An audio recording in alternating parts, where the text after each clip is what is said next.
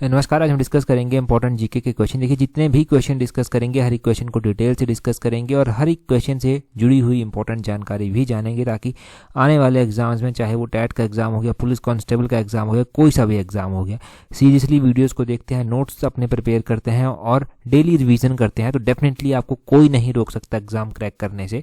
तो वैसे ही आपको यहाँ से हेल्प मिलने वाली है, जैसे कि प्रीवियस एग्जाम्स में भी मिली है। तो अभी हम क्वेश्चन नंबर 1 से जो डिस्कशन को स्टार्ट करते हैं।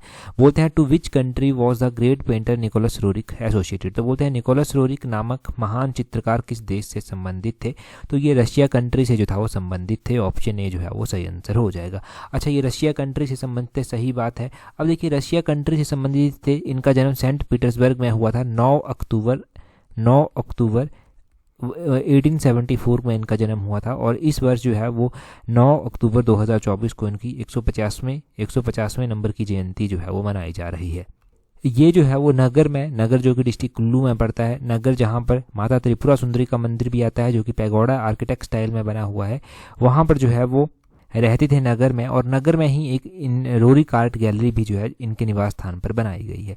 इनके द्वारा जो इंपॉर्टेंट पेंटिंग्स बनाई गई हैं उनके बारे में भी एग्जाम में क्वेश्चन पूछा जाता है। इनके द्वारा जो इंपॉर्टेंट पेंटिंग्स बनाई गई थी, जिसमें ड्रॉप ऑफ लाइफ एक इंपॉर्टेंट पेंटिंग थी, इनकी ड्रॉप ऑफ लाइफ थी। एक इनकी जो था वो साइन ऑफ मैत्रेय एक इंपॉर्टेंट पेंटिंग थी। बैनर ऑफ द ईस्ट इनकी इंपॉर्टेंट पेंटिंग थी। इसी तरह आपने ध्यान रखना है कि इनके द्वारा एक जो इंपॉर्टेंट पब्लिकेशंस की गई उसमें अबॉर्ड ऑफ लाइट, ये बहुत बार पूछा जाता है। अबॉर्ड ऑफ लाइट की पब्लिकेशन किसने की थी? तो निकोलस रोरिक के द्वारा की गई थी। इनका देहांत कब हुआ था? तो 13 दिसंबर 1947 को इनका देहांत जो था वो हुआ था।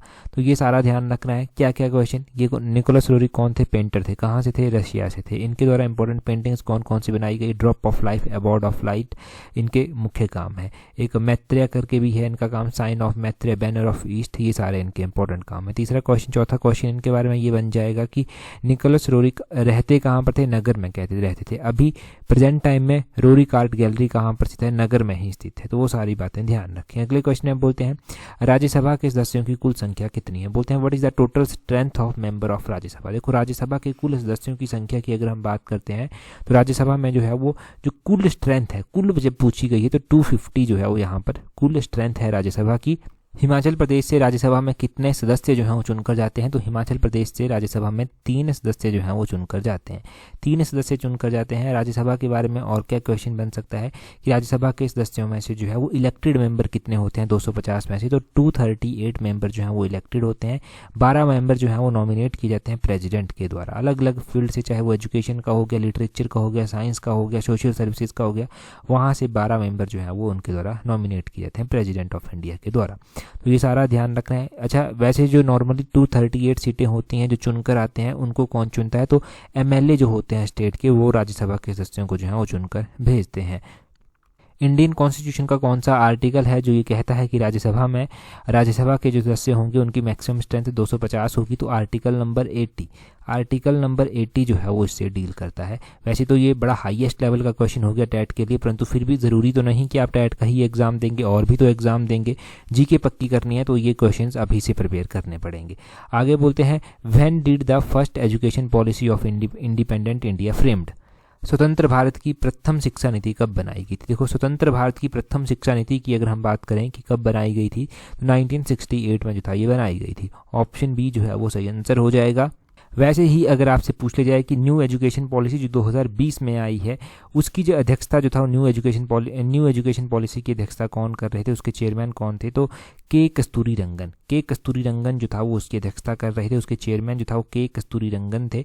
और आपने जब एजुकेशन से रिलेटेड पॉलिसीज़ की बात हो रही है तो कोठारी कमीशन इंपॉर्टेंट है, जिसके बेस पर ये पहली पॉलिसी थी। कोठारी कमीशन जो था वो कब जो था वो गठित किया गया था? 1964 से 1966 तक ये रहा था।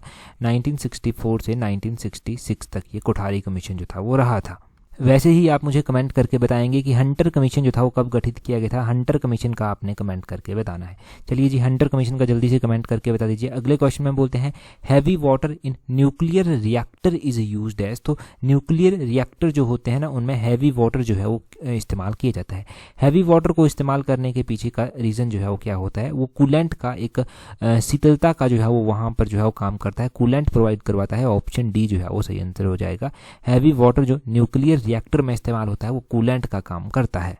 जब यहाँ पर न्यूक्लियर रिएक्टर की बात हो रही है तो हम यहाँ से न्यूक्लियर पावर स्टेशंस के बारे में जानेंगे। न्यूक्लियर पावर स्टेशन या न्यूक्लियर पावर प्लांट जो कि इंडिया में है उनके बारे में जानेंगे कि वो कहाँ कहाँ पर स्थित हैं। एक तो हो गया काइगा में। काइगा कहाँ पर पड़ता है, ये कर्नाटक में पड़ता है जहाँ पर ये न्यूक्लियर पावर प्लांट है। एक हो गया काकरापार।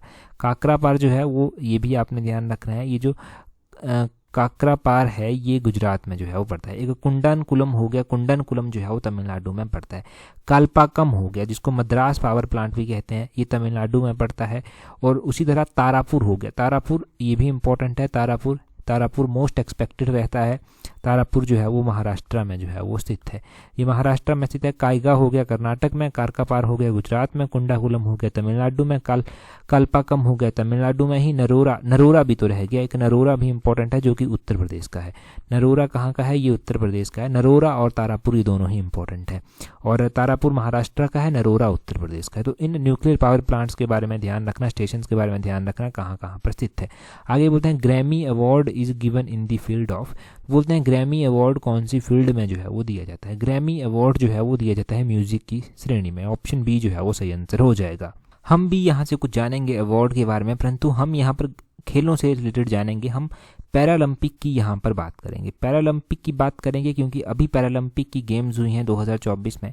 ये 2024 की पैरालंपिक की गेम्स कहाँ पर हुई, पेरिस में जो है ये पैरालंपिक की गेम्स जो है वो हुई। इसमें मेडल टैली की हम ज़रूर बात करेंगे क्योंकि मेडल टैली जो है वो सबसे इंपॉर्टेंट यहाँ पर रहती है। देखिए मेडल टैली में ये टेट में पक्का एक्सपेक्टेड क्वेश्चन जो है वो रहने वाला है, और भी जो एग्ज़ाम होंगे ना, क्योंकि अभी तक ये एक फ्रेश क्वेश्चन है जो कि एग्जाम्स में नहीं पूछा गया है।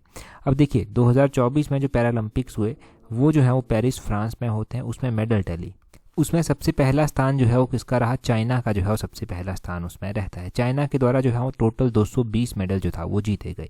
दूसरा स्थान जो है वो किसका रहा, तो ग्रेट ब्रिटेन का जो है वो दूसरा स्थान जो है वो रहता है, और ग्रेट ब्रिटेन के द्वारा 124 टोटल अवार्ड जो है वो वहाँ पर जीते गए।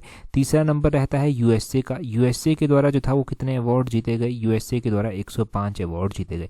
टॉप के 3 जान लिए आपने। अब इंडिया का कौन सा रैंक जो है वो रहता है, इंडिया का रहता है 18वां नंबर। अब इंडिया के द्वारा कितने मेडल जो हैं वो जीते गए, यहाँ पर इंडिया के द्वारा जो है वो जीते गए टोटल 29 मेडल। 29 मेडल में जो हिस्से जो है वो इंडिया के द्वारा गोल्ड मेडल जीते गए 7, सिल्वर मेडल जो था वो इंडिया के द्वारा 9 जीते गए, और ब्रॉन्ज मेडल जो था वो इंडिया के द्वारा 13 जीते गए। टोटल 29 मेडल थे, और जिसमें से गोल्ड 7 थे, सिल्वर 9 थे, ब्रॉन्ज जो था वो 13 मेडल थे। तो ये मेडल टैली आपने यहाँ पर नोट कर ली, ठीक है। पक्का क्वेश्चन है ये पैरालंपिक्स का, इसको मत भूलना। अगले क्वेश्चन में बोलते हैं in which constitutional amendment panchayati raj got the constitutional status. तो बोलते हैं पंचायती राज को जो था वो कॉन्स्टिट्यूशनल स्टेटस दिया गया, वो कौन सी अमेंडमेंट से दिया गया। पंचायती राज को 73 कॉन्स्टिट्यूशनल अमेंडमेंट से जो था वो कॉन्स्टिट्यूशनल स्टेटस जो था वो दिया गया था। पंचायती राज के साथ कौन सा अमेंडमेंट डील करता है, 73 कॉन्स्टिट्यूशनल अमेंडमेंट डील करता है। म्यूनिसिपल जो कॉर्पोरेशन वगैरह आती है, तो म्यूनिसिपलिटीज़ जो आती हैं उसके साथ जो है वो 74th कॉन्स्टिट्यूशनल अमेंडमेंट्स जो है वो डील करती है। उसी तरह ध्यान रखना है पंचायती राज के साथ जो है वो कौन सा शेड्यूल जो है वो इंडियन कॉन्स्टिट्यूशन का डील करता है। ठीक है, पंचायती राज के साथ अगर हम बात करें कि कौन सा शेड्यूल जो है वो डील करता है, तो 11वें नंबर का schedule 11th schedule of Indian constitution जो है वो डील करता है पंचायती राज के साथ। और जो 12th नंबर का शेड्यूल है वो म्यूनिसिपलिटीज़ के साथ जो है वो डील करता है, जो कि 74th कॉन्स्टिट्यूशनल अमेंडमेंट में आती हैं। और उसी तरह आपको एंटी डिफेक्शन का भी ध्यान रखना है। एंटी डिफेक्शन के साथ इंडियन कॉन्स्टिट्यूशन का 10th नंबर का शेड्यूल जो है वो डील करता है। 10th नंबर का शेड्यूल एंटी डिफेक्शन के साथ जो है वो डील करता है। तो ये बेसिक क्वेश्चन रिवाइज हो गए। अगला क्वेश्चन देखिए, बोलते हैं when United nation was established. तो यूनाइटेड नेशन की स्थापना कब की गई थी। आपको पता होगा आमतौर पर कि 1945 में जो था वो यूनाइटेड नेशन की स्थापना जो था वो की गई थी, परंतु एग्जैक्टली कब की गई थी। तो एग्जैक्टली 24 अक्टूबर 1945 को यूनाइटेड नेशन की स्थापना जो था वो की गई थी। 127 47 का ऑप्शन सी 24 अक्टूबर 1945 जो है वो सही आंसर हो जाएगा। अब यहाँ से एक और क्वेश्चन बीच से बनता है। क्या क्वेश्चन बनता है यहाँ से कि यूनाइटेड नेशन डे जो है वो कब मनाया जाता है। तो यूनाइटेड नेशन डे जो है वो कब मनाया जाता है, ये 24 अक्टूबर को जो है वो मनाया जाता है। 24 अक्टूबर को जो है ये UN डे जो है वो मनाया जाता है। और UN की स्थापना 24 अक्टूबर 1945 को हुई थी, इसलिए ही ये UN डे जो है वो मनाया जाता है। UN से ही मुझे एक और इम्पोर्टेंट डे याद आ रहा है, वो है वर्ल्ड हेल्थ ऑर्गेनाइजेशन की स्थापना का डे।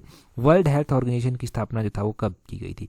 देखो WHO की अगर हम बात करते हैं कि इसकी स्थापना जो था वो कब की गई थी, तो WHO की स्थापना की गई थी 7 अप्रैल 1948 को। 7 अप्रैल 1948 को जो था WHO की स्थापना की गई थी। तो 7 अप्रैल को भी एक इंपॉर्टेंट डे जो है वो मनाया जाता है।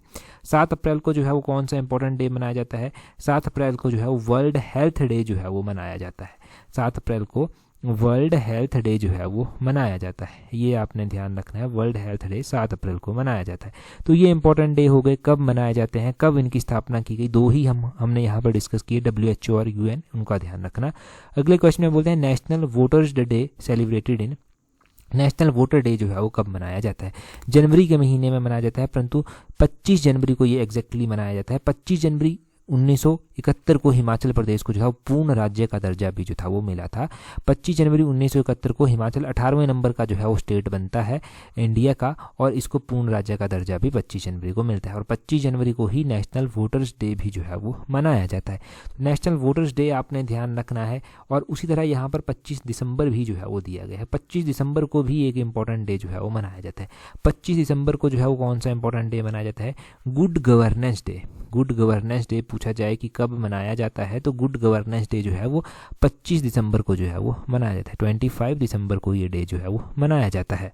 यहाँ पर 5 दिसंबर भी दिया गया है, तो 5 दिसंबर को कौन सा डे मनाया जाता है, उस दिन वर्ल्ड सॉइल डे जो है वो मनाया जाता है। वर्ल्ड सॉइल डे मनाया जाता है, वो आपने ध्यान रखना है। विश्व मृदा दिवस जो है वो उस दिन मनाया जाता है। तो ये इंपॉर्टेंट डेज का क्वेश्चन भी जो है वो क्लियर हो गया। अगला क्वेश्चन देखते हैं हमारे पास क्या पूछा गया है। अगला क्वेश्चन देखें, उससे पहले ये जो हमने सीरीज चलाई हुई है ना, इसकी अलग से एक प्लेलिस्ट भी मैंने बना दी है। वो प्लेलिस्ट आप देख लेना, वो प्लेलिस्ट बहुत ज़्यादा हेल्प आपकी करने वाली है। उसमें आपको सारी एक साथ वीडियोस मिल जाएंगी इस सीरीज़ की। और अगला क्वेश्चन अब हम डिस्कस करते हैं। बोलते हैं which of the following is the age of retirement of a high court जज। तो एक लास्ट हमने वीडियो डिस्कस की थी, उसमें हमने हाई कोर्ट के जज की रिटायरमेंट एज भी डिस्कस की थी और सुप्रीम कोर्ट के जज की रिटायरमेंट एज भी जो था वो डिस्कस की थी। इन दोनों के जज जो होते हैं उनकी रिटायरमेंट एज जो है वो अलग अलग होती है। फर्स्ट हैंड में हम डिस्कस करते हैं हाई कोर्ट के जज की रिटायरमेंट एज, जो कि होती है 62 ईयर्स। ऑप्शन ए जो है वो सही आंसर हो जाएगा। 62 ईयर्स जो है वो हाई कोर्ट के जज की रिटायरमेंट एज होती है। ऑन द अदर हैंड जब भी हम बात करेंगे, तो ऑन द अदर हैंड हम बात करेंगे सुप्रीम कोर्ट के जज की रिटायरमेंट एज। तो सुप्रीम कोर्ट के जो जज होते हैं उनकी रिटायरमेंट एज भी ज़रूरी है, वो 65 ईयर्स जो है वो होती है। प्रेजेंट टाइम में हम chief justice of supreme court of India की बात करते हैं, वो हैं justice DY Chandrachud. Justice DY Chandrachud जो है वो प्रेजेंट टाइम में supreme court of India chief justice of supreme court है। ये आपने ध्यान रखना है। अगले क्वेश्चन में क्या बोलते हैं who gave the slogan do और डाई। तो करो या मरो, ये नारा जो था वो किसके द्वारा दिया गया था, तो ये नारा दिया गया था महात्मा गांधी जी के द्वारा। ऑप्शन बी जो है वो सही आंसर हो जाएंगे। वैसे तो देखो महात्मा गांधी जी ने जब से आंदोलन स्टार्ट किया तब से उन्होंने एक ही नारा दिया कि हम जो है वो पीसफुली जो है वो करेंगे, नॉन वायलेंस हमारा रहेगा। परंतु फिर बाद में चलकर उनको भी रियलाइज़ होता है कि ऐसी तो आज़ादी नहीं मिलने वाली है। तो क्विट इंडिया मूवमेंट 1942 में जो है वो चलता है, भारत छोड़ो आंदोलन 1942 में चलता है, जिसमें गांधी जी जो है वो नारा देते हैं डू और डाई का, करो या मरो का नारा जो है जिसमें गांधी जी के द्वारा जो है वो दिया जाता है। उसी तरह हमें देखने को मिलता है कि quit India movement Gandhi ji का 1942 का था। उससे पहले जो है वो नॉन कॉपरेशन मूवमेंट 1920 में स्टार्ट हो गया था। सिविल डिसोबीडियंस मूवमेंट था जो कि 1930 में स्टार्ट हो गया था। खिलाफत मूवमेंट था 1919 में जो था वो स्टार्ट हो गया था। ये कुछ इंपॉर्टेंट इवेंट्स जो हैं वो आपने ध्यान रखने हैं। अच्छा, आपने एक और स्लोगन सुना होगा साइमन गो बैक। जब साइमन कमीशन आया था ना, तो साइमन गो बैक के नारे जो था वो लगे थे।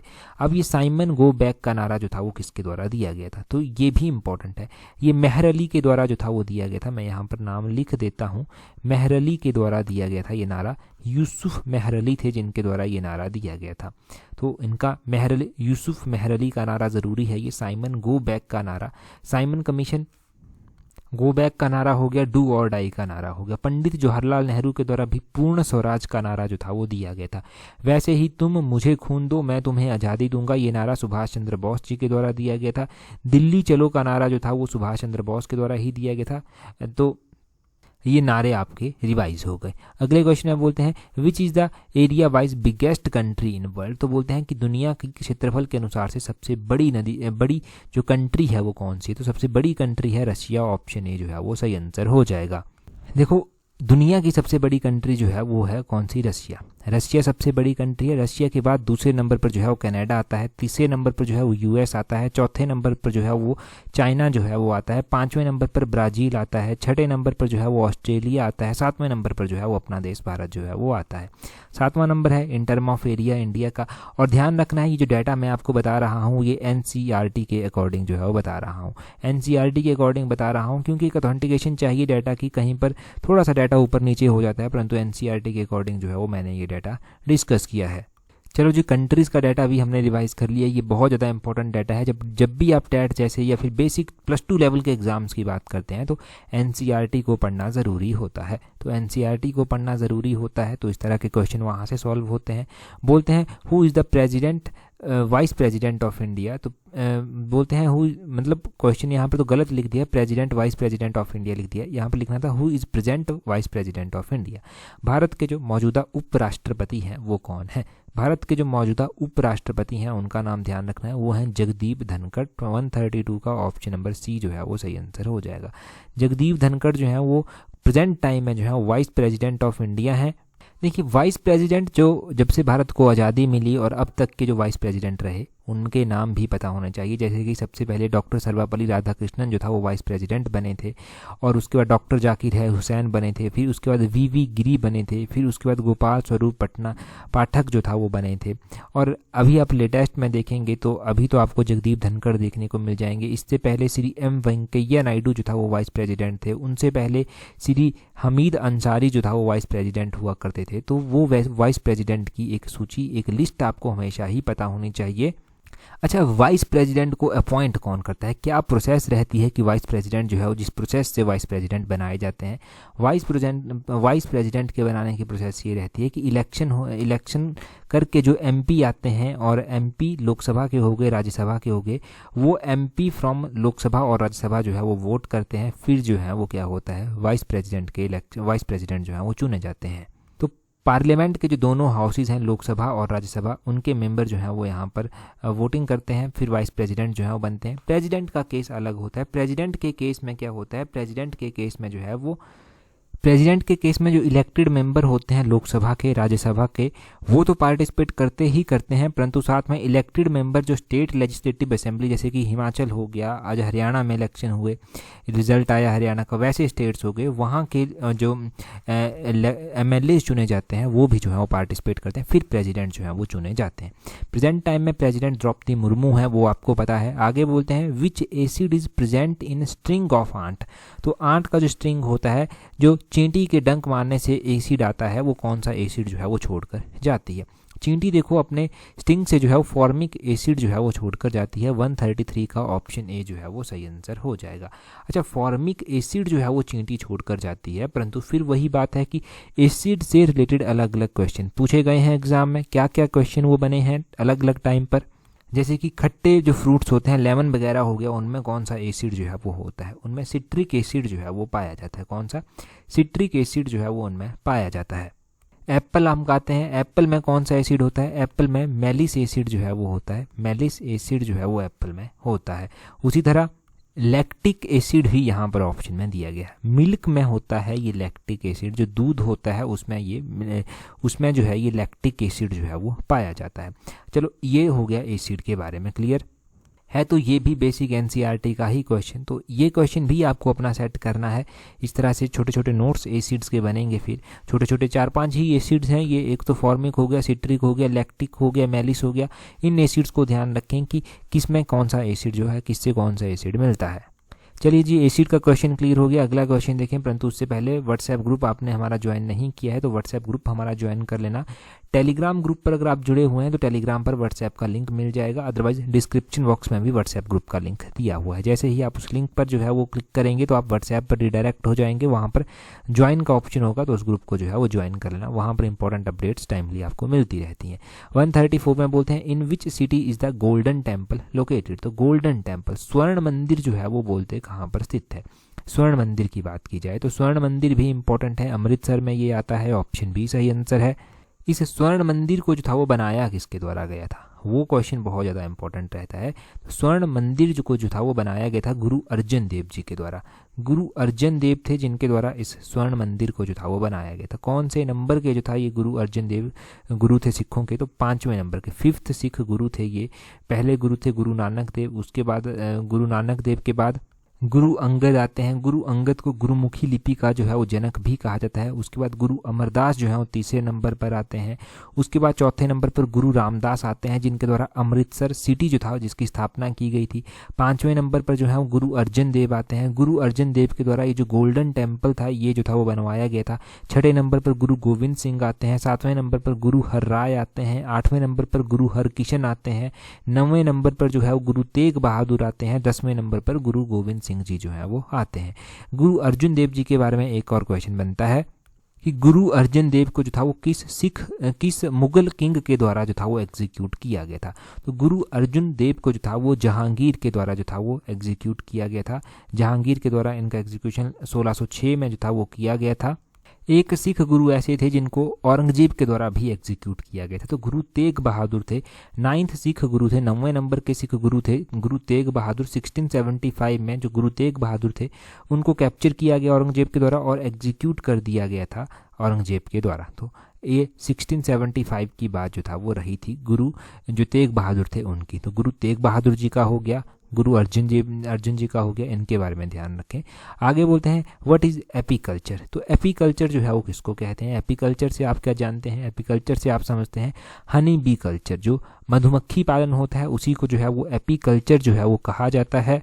वैसे ही ध्यान रखना है आपने कि कल्टीवेशन ऑफ सिल्क जो की जाती है उसको क्या कहते हैं, उसको सेरीकल्चर जो है वो कहते हैं। और आपने साथ में ध्यान रखना है कि फ्लावर्स की जो कल्टीवेशन होती है उसको फ्लोरिकल्चर जो है वो कहा जाता है। मशरूम की जो कल्टीवेशन होती है, कल्टीवेशन ऑफ मशरूम को जो है फंजाई कल्चर जो है वो कहा जाता है। फंजाई कल्चर कहा जाता है मशरूम की कल्टीवेशन को। और अर्थवॉर्म जो हो गए, अर्थवॉर्म की कल्टीवेशन को जो है वो वर्मी कल्चर जो है वो कहा जाता है। क्या कहा जाता है, वर्मी कल्चर कहा जाता है। और हनी बी होती है उसके जो कल्टीवेशन को जो है वो एपीकल्चर कहते हैं। और उसी तरह आपने ध्यान रखना है कि ये क्वेश्चन एग्जाम में बनता है, जैसे कि मशरूम की कल्टीवेशन को क्या कहते हैं ये पूछ लेंगे, आप कहेंगे फंजाई कल्चर कहते हैं। अर्थवॉर्म की कल्टीवेशन को क्या कहते हैं, आप कहेंगे वर्मी कल्चर कहते हैं। सिल्क की कल्टीवेशन को क्या कहते हैं, सैरी कल्चर जो है वो कहते हैं। सिल्क की कल्टीवेशन को जो है वो सैरी कल्चर जो है वो कहा जाता है। सिल्क की कल्टीवेशन इंपॉर्टेंट है, यहाँ पर मैं लिख ही देता हूँ एक बार। सिल्क की कल्टीवेशन को सैरी कल्चर जो है वो कहते हैं, ये इंपॉर्टेंट है। ये सैरी कल्चर आपने ध्यान रखना है। तो ये हमारे पास इंपॉर्टेंट डाटा क्लियर हो गया। एक क्वेश्चन मैं आपसे हिमाचल जीके का जो है वो पूछ लेता हूँ। हिमाचल जीके का जो क्वेश्चन है आपके लिए वो है कि रालडांग पीक जो है वो कहाँ पर स्थित है। ये रालडांग पीक आपने बताना है कहाँ पर स्थित है, हिमाचल प्रदेश के कौन से डिस्ट्रिक्ट में स्थित है। टेलीग्राम पर अगर आपने अभी तक भी हमें ज्वाइन नहीं किया हो तो अपने टेलीग्राम से सर्च करना @allexam31 करके आपको हमारा टेलीग्राम चैनल मिल जाएगा। एग्ज़ाम से रिलेटेड जो भी इंपॉर्टेंट अपडेट होती है वो सबसे पहले आपको टेलीग्राम पर मिल जाती है। व्हाट्सएप पर भी आपको अपडेट कर दी जाता है। व्हाट्सएप हमने नया डेवलप किया है, तो व्हाट्सएप ग्रुप हमारा ज्वाइन कर लेना, टेलीग्राम पर ज्वाइन कर लेना, यहाँ से डेफिनेटली हेल्प मिलने वाली है। That's all for today. Thank you very much for watching and listening it very patience.